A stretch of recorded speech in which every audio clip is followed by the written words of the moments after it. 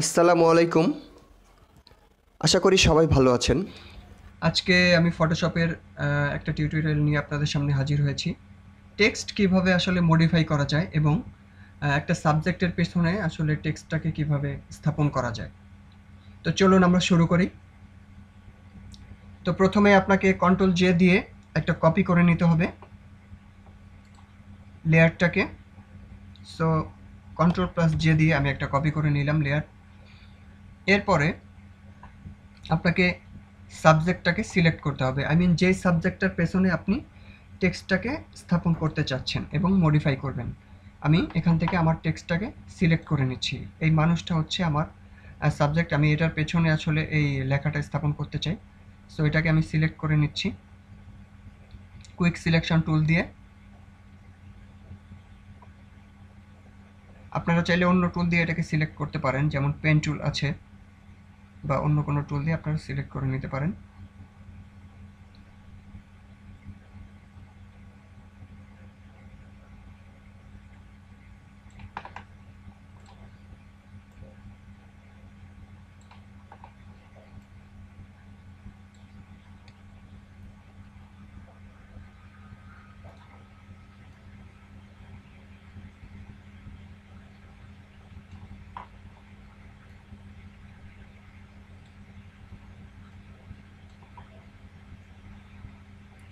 আমি সিলেক্ট করে নিয়েছি।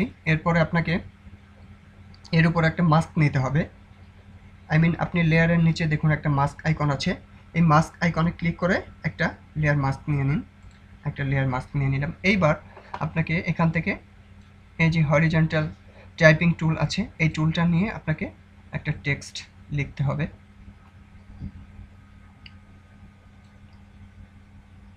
আমি এখানে লিখলাম ফটোশপ।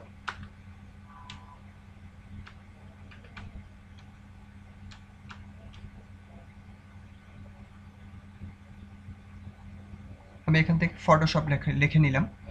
সো আপনারা এখান থেকে চাইলে যে কোনো স্টাইল এটাকে করে নিতে পারেন। সো আমি এইভাবেই রাখছি, এইভাবেই আপনাদের দেখাচ্ছি এটাকে কিভাবে আসলে মডিফাই করা যায়। আমি কন্ট্রোল টি দিয়ে এটাকে একটু সুন্দরভাবে আসলে আমার লেখাটাকে স্থাপন করছি। সাইজ করে নিচ্ছি।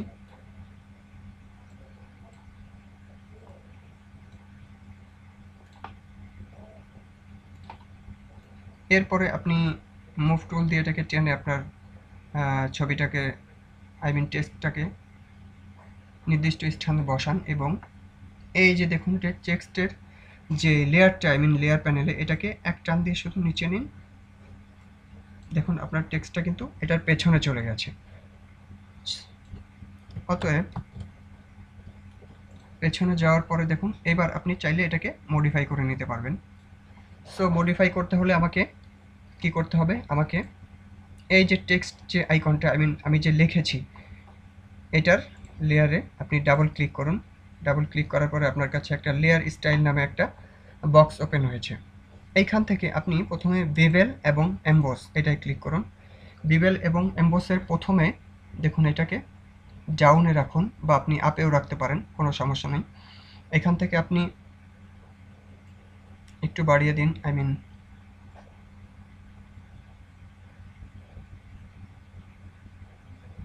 551 রাখুন। আমি এখান থেকে 551 রাখছি। এরপরে আমি সাইজটাকে 70 করে দিলাম। এরপরে আমি সফটনেসটাকে 14 করে দিলাম। 14 করে দিলাম। এরপরে আমি এখান থেকে দেখুন কালার কিন্তু চেঞ্জ করে নিতে পারি। আমি এখান থেকে কালার চেঞ্জ করে নিতে পারি।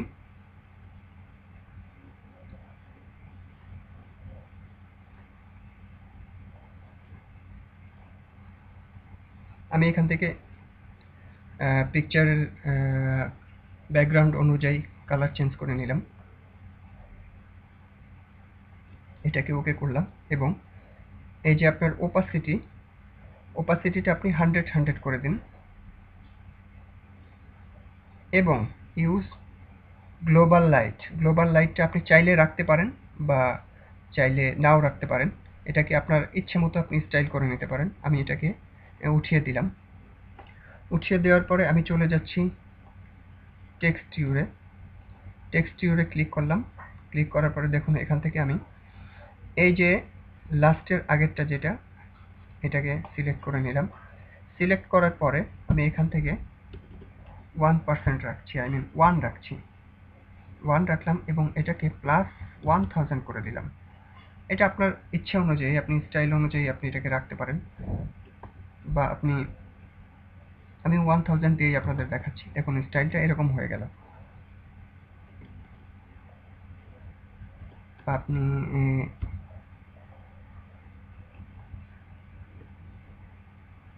700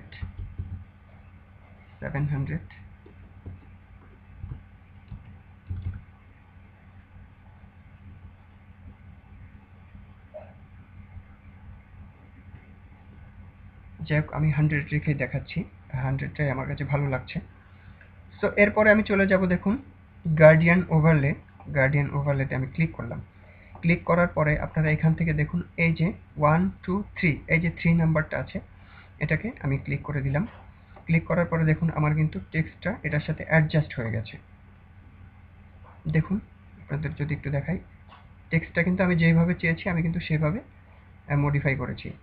এইবার আপনারা যদি টেক্সচার এখান থেকে আপ করতে চান, আপ করে দিতে পারেন। আপ করলে অবস্থানটা এরকম আসবে দেখুন, এবং ডাউন করলে আমাদের অবস্থানটা কিন্তু এরকম আছে।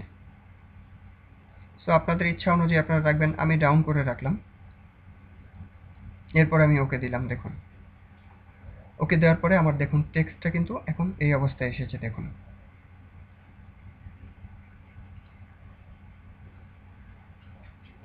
সো আমি চাইলে কিন্তু এটাকে আবার স্থাপন করতে পারছি যেভাবে খুশি। আমি এভাবে স্থাপন করে দিলাম। দেখুন আমার কিন্তু ব্যাকগ্রাউন্ডের সাথে কিন্তু আমার টেক্সটের যে কালারটা আমি কিন্তু একদম অ্যাডজাস্ট করতে প্রায় পেরেছি। সো এই ছিল আসলে টেক্সট কিভাবে মডিফাই করা যায় এবং টেক্সট কিভাবে আসলে একটা সাবজেক্টের পেছনে নেওয়া যায় এটা। সো সবাইকে অসংখ্য ধন্যবাদ, আর অবশ্যই কমেন্টস করবেন। অবশ্যই আপনাদের কোনো কিছু জানার থাকলে অবশ্যই আমাকে জানাতে পারেন। আমি যতটুকু পারি আপনাদেরকে সাহায্য করব, হেল্প করব। এই বলে আসলে আমার ভিডিওটা আমি এখানে শেষ করছি।